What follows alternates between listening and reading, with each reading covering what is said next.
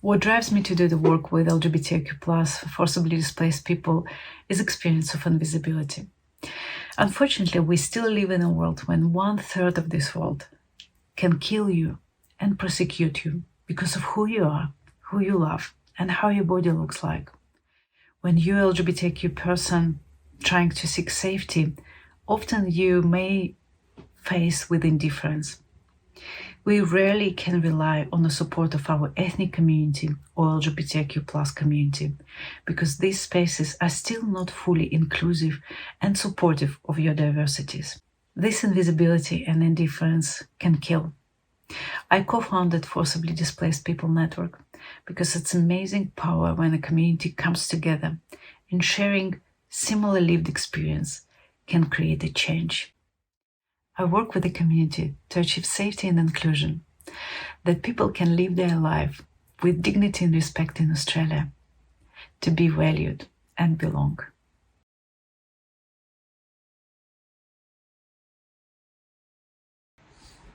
Until 12 years ago, I had no idea what life was like for a person with a disability.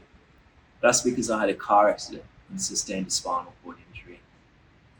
I learned very quickly that there are so many challenges in every facet of life, everything from education to employment to healthcare.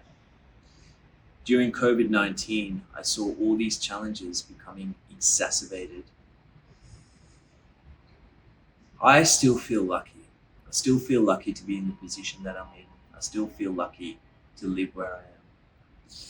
But there are so many people in this world going through challenges. And there are so many kids that are facing these challenges as well. I want to see a future where these kids have equitable access to education, employment, healthcare, and all these fundamental things that we take for granted. I want to see a better future for the community of people with disabilities. And that is what drives me to do the work that I do.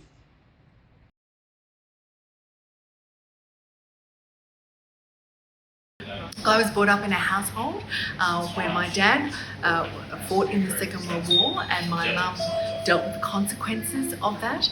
And what we saw through the lens of my parents was that every day we have a choice about who we're going to be.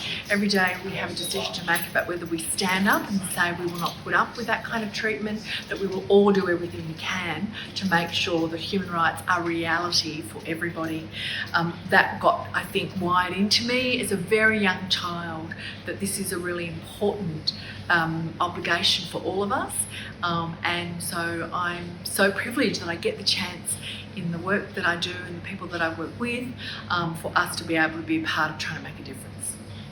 It is really important that we give life to the human right that's about having an adequate standard of living, having adequate housing, making sure that every person, every child has the essentials of life and is able to live a life with dignity and to be treated with respect.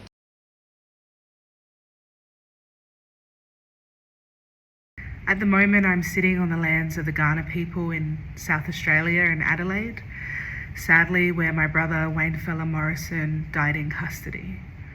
Wayne was spit-hooded in 2016. He was cuffed by his wrists and his ankles, and he was put face down into the back of a prison transport van with 8 officers inside. During the course of the coronial inquest, my family and community and leaders right across Australia successfully pushed the South Australian government to legislate Fella's Bill, to legislate the statewide ban on spit hoods.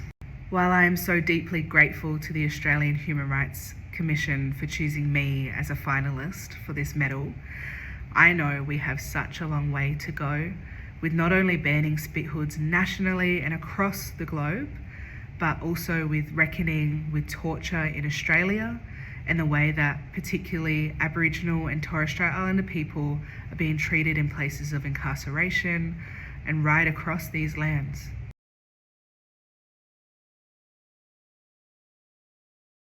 It is so honored to nominate as a Human Rights Award. especially in particular that I know that my son has been nominated Nawid Cina. That's more exciting. It's like a dream of every mother to for the son to receive a nomination. And I'm so excited and so happy about this.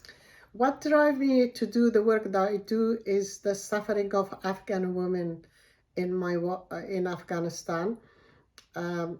I through my 26 years of work that I work so hard to give opportunity for women to learn something, to learn a skill, to become self-sufficient.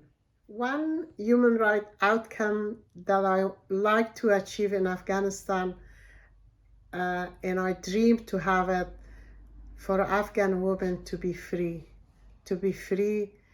and to choose what they want to do, to go out without permission, to run their life the way they want, to work equally, to study, go for further education. I want Afghan women to be free